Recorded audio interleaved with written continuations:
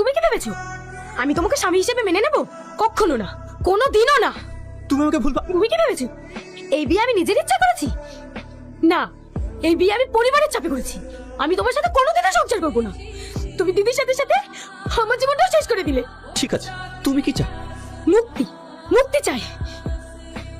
এই নাও divorce paper.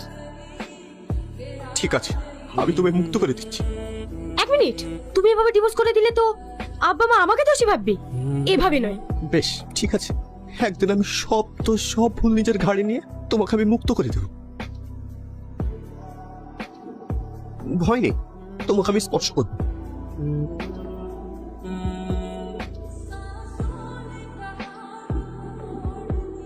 যাই বলো, এতদিন পর আবার এই সংসারটা পরিপূর্ণ হয়ে উঠেছে।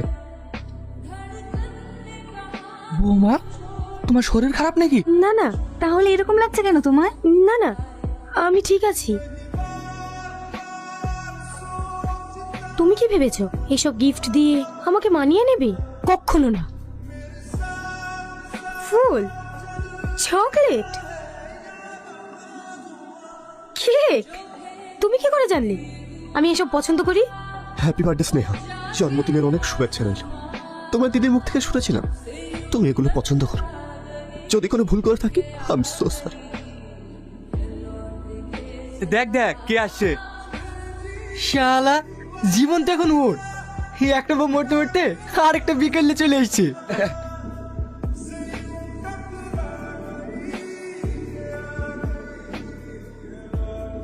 আরে কি করছিস এসব? সবকিছু নিজের ইচ্ছা মতো হয়। নেহা চলে যাক সেটা তো আমি চাই। নেহা চলে গেল তো এটাই হয়।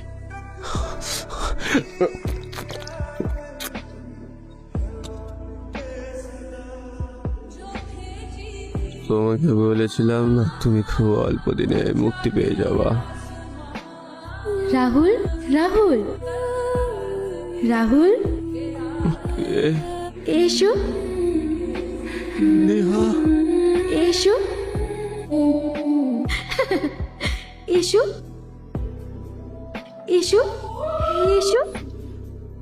নেহা, নেহা, তুমি আবার আমাকে ছেড়ে চলে গেলে নেহা। তুমি বিশ্বাস করো, আমি তোমাকে ছাড়া ভালো নেই। চলো নেহা, আমাকে সবাই বলবো আছে।